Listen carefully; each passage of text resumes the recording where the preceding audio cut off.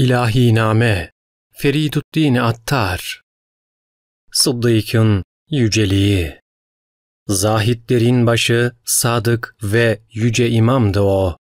Hidayet sahibi bir ümmetin en büyük rahmeti o idi. Dinde hayırlara ön ayak olandı. Halvet gecesi Hazreti Peygamber'in dostu, mağara arkadaşıydı. Onun yoluna 40.000 altın saçtı o. Dine girdiğinde bütün cihanın ecri kendisine verilendi. Bu yüzden de onun imanı bütün imanlardan üstündü. 10 yıl dişi ağrıdı da bunu Hazreti Peygamber'e bile söylemedi. Allah bunu Hazreti Peygamber'e bildirince Hazreti Peygamber, "Ey hilim ehli Sıddık," dedi. "Neden bunu bana söylemedin?" O da, "Allah'tan şikayet etmek iyi bir şey değildir," diye cevap verdi. Allah'ın dinini bu derece gözeten kişinin canındaki sırra haktan başka kim yol bulabilirdi? Dili inceler saçmasın diye ağzında daima bir taş bulunurdu. Taş arasında inci bulunur, bunu işittim. Fakat inci arasında taş bulunduğunu hiç görmedim. Ruhu Allah'a öyle bir dalmıştı ki diline pek az kelam gelirdi. Canı ayetle meşgul olduğundan ondan 18 hadis rivayet edilmişti. Zira alemler 18.000 adet olsa bile ondan armağan olan o 18 hadise karşılık gelir.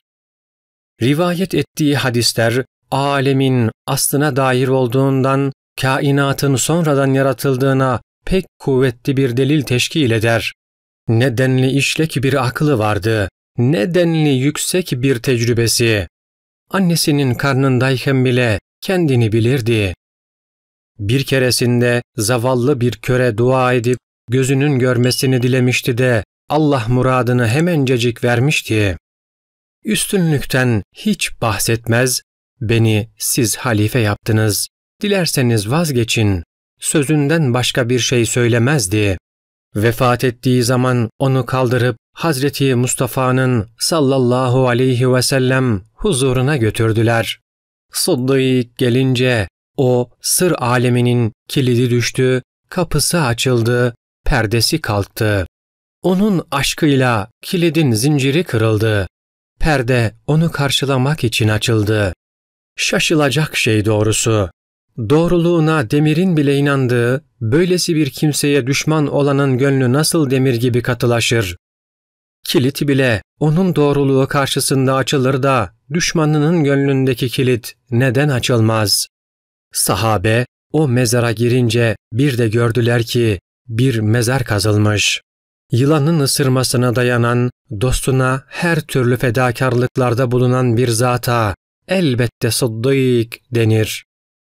Hazreti Peygamber Ebu Bekir'le Ömer için birine göz dedi, öbürüne kulak. Hal böyleyken bunları sevmeyen kişi kördür, sağırdır.